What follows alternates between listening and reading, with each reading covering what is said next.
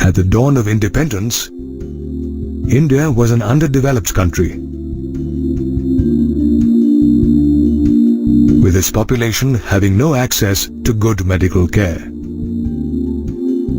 Life expectancy was just 32 years, and infant mortality as high as 180 per 1,000 births.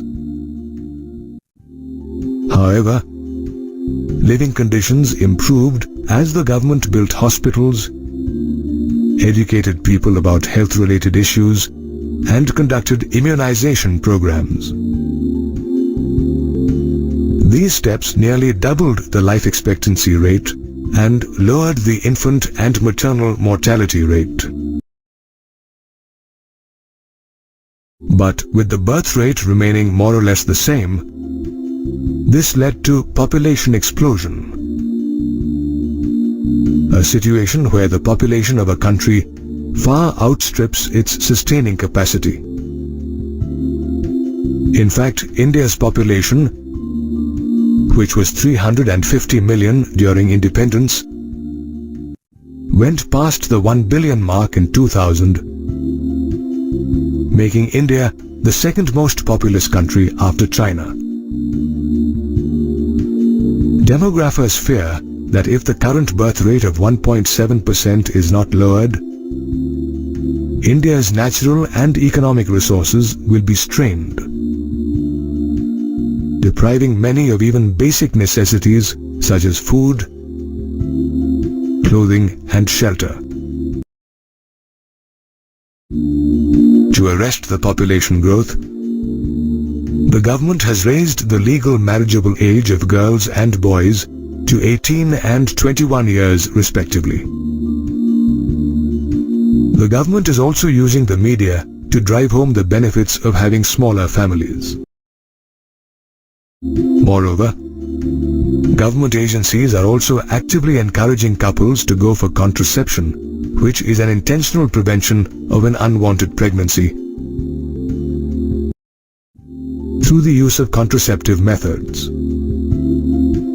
Contraceptive methods can be broadly categorized as natural or traditional methods, barrier methods, intrauterine devices, oral contraceptives, injectables, implants, and surgical methods. Natural methods, the oldest form of contraception, work on the principle of circumventing the chances of the sperm fertilizing the ovum. They are of three types: periodic abstinence, coitus interruptus, and lactational amenorrhea. In periodic abstinence, couples abstain from copulation during the fertile period, which occurs between days 10 and 17 of the menstrual cycle. This is when ovulation or the release of the egg occurs, which increases the chances of conception. Another natural method is coitus interruptus, which is also known as the withdrawal method.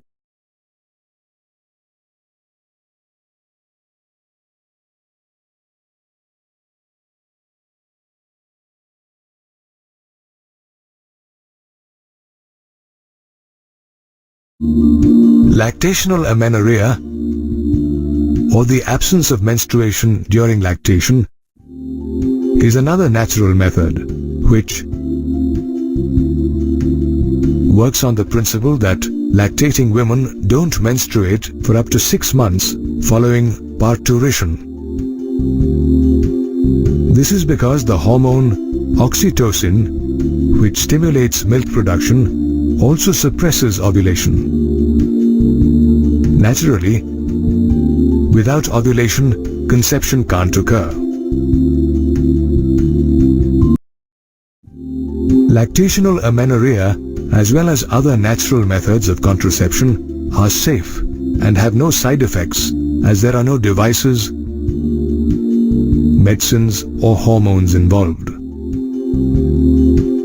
However, natural methods aren't very effective compared to other contraceptive methods such as the barrier method. This method makes use of either a condom, diaphragm, or cervical or vault cap, which act as barriers to prevent the sperm and ovum from meeting. Condoms, which are available for both men and women, are made of thin rubber or a latex sheath, while condoms for males are rolled over the penis. Condoms for women are inserted in the vagina, where they block the sperm's entry into the reproductive tract by covering the cervix. Most couples prefer using condoms since they are cheap, easily available, and offer privacy as they can be self-inserted. Moreover, condoms also offer protection against sexually transmitted diseases such as AIDS and syphilis. A condom, however, can be used only once, and every new coitus session requires the use of a new condom. While condoms are available for both men and women, diaphragms, cervical caps, and vaults are meant only for women. These dome-shaped barriers are made of rubber and are inserted in the vagina. Did you know that the contraceptive efficiency of a barrier can be increased by applying spermicidal creams, jellies, and foams?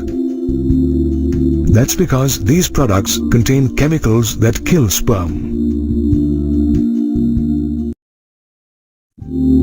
Another contraceptive method is the use of intrauterine devices, commonly called IUDs. These are used by couples who want to delay pregnancy or space out their children. IUDs are tiny T-shaped devices that doctors insert into the uterus through the vagina.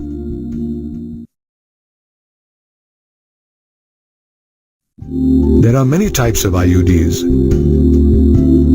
ranging from non-medicated IUDs such as Lipus loop to copper-releasing IUDs like Copper T, Copper 7, Multiload 375 to hormone-releasing IUDs such as Progestasert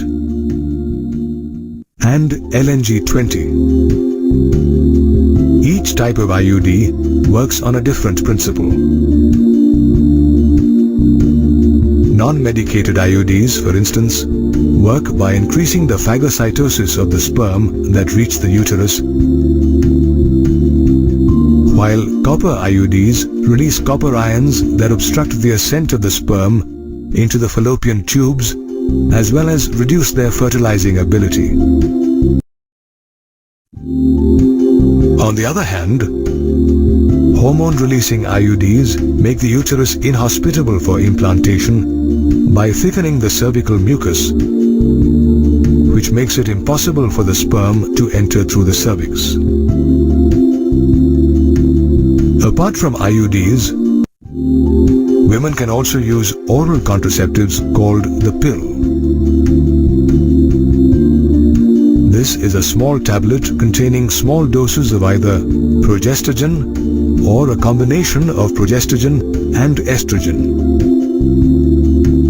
Progestogen thickens the cervical mucus, which hinders the sperm's motility, while estrogen obstructs the pituitary gland from producing luteinizing hormone, which prevents ovulation. Ideally, a woman should take the first pill of the pack within 5 days of the menstrual cycle and continue taking it for 21 days. During the next 7 days, when the pill is not taken, the woman experiences her menstrual cycle. Following this, she needs to start taking the pill again. Progestogens alone or in combination with estrogen are also available as injections or implants that are to be placed under the skin. However, in comparison to pills, they remain effective much longer. While women have several contraceptive options, men have only two options for birth control: condoms and a terminal surgical or sterilization method called vasectomy. In this case, a tiny part of the vas deferens is removed and then tied to the scrotum by bearing a small incision on the same. In tubectomy, a sterilization method for women, a minuscule part of the fallopian tube is removed and tied up through a small incision in either the abdomen or through the vagina. Both tubectomy and vasectomy are successful methods of birth control. But they are irreversible and should only be adopted if a couple wishes to have no more children. In addition to surgical methods, couples today have several other contraceptive methods to choose from. However, before opting for a particular method, one should weigh its pros and cons and seek a doctor's advice, as some contraceptives can cause side effects such as abdominal pain and irregular menstrual bleeding.